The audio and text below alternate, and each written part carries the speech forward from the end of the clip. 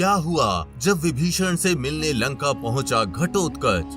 आखिर कैसे किया उसने विभीषण का सामना और क्या हुआ तब जब घटोत्कच ने पार किया राम सेतु?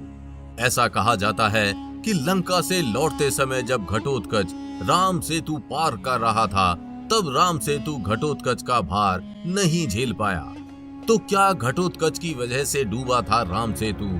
आखिर घटोत्कच विभीषण से क्यों मिलना चाहता था और क्या किया विभीषण ने घटोत्कच के साथ?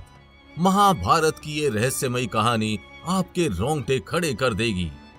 रामायण के हनुमान जी और भगवान परशुराम की तरह ही विभीषण की भी गिनती चिरंजीवियों में होती है। ऐसा माना जाता है कि सभी चिरंजीवियों की तरह विभीषण भी आज तक जिंदा हैं, जिन्हें आज भी श्रीलंका की गुफाओं में देखने का दावा किया जाता है। यही नहीं, द्वापर युग में भी विभीषण के होने के संकेत मिलते हैं। तो क्या हुआ तब जब घटोत्कच का हुआ विभीषण से सामना? आज हम आपको बताएंगे, तो इस वीडियो को अंत तक जरूर देखिएगा। लेकिन वीडियो शुरू करने से पहले जय श्री कृष्ण कमेंट करना बिल्कुल भी मत भूलिएगा। भगवान श्री कृष्ण की कृपा आपके घर परिवार पर सदैव बनी रहेगी। महाभारत के सभा पर्व के 31वें अध्याय में श्लोक 1 से 23 के बीच में हमें इस प्रकार की एक घटना का वर्णन मिलता है। युधिष्ठिर को संपूर्ण भारतवर्ष का सम्राट बनना था और इसी कार्य को पूरा करने के लिए उनके चारों भाई राज्यों को जीतने निकल पड़े। युधिष्ठिर को भारत का सम्राट बनाने के लिए उनके चारों छोटे भाई अपनी सेनाओं के साथ भारत विजय पर निकले। उनकी इस यात्रा को महाभारत में दिग्विजय यात्रा के नाम से वर्णित किया गया है। इसी दिग्विजय यात्रा के तहत भीम, अर्जुन, नकुल और सहदेव भारत की चारों दिशाओं में फैल गए। महाबली भीमसेन भारत के पूर्व दिशा की ओर गए। उन्होंने अनेकों राज्यों को जीता और असंख्य राजाओं को हराकर वापस इंद्रप्रस्थ लौट आए। धनुर्धर अर्जुन उत्तर दिशा की ओर गए और उन्होंने भी अनेकों राजाओं को हराया।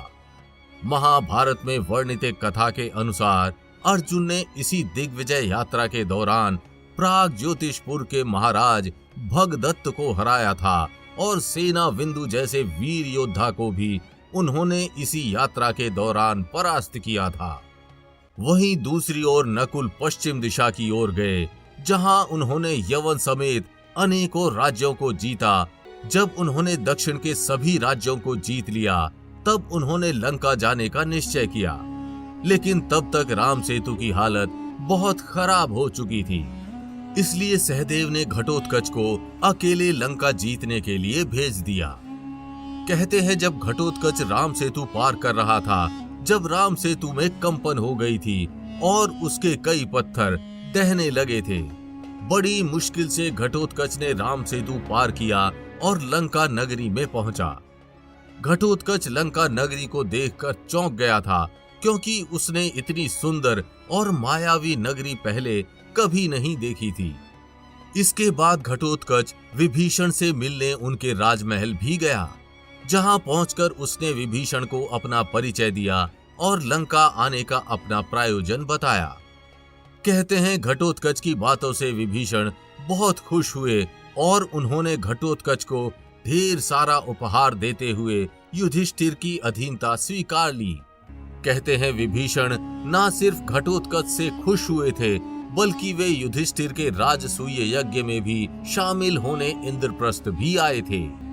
बाकी आपको ये कहानी कैसी लगी हमें कमेंट करके जरूर बताइएगा। और अगर वीडियो अच्छी लगी हो तो इसे लाइक व शेयर कर चैनल को सब्सक्राइब करना बिल्कुल भी मत भूलिएगा।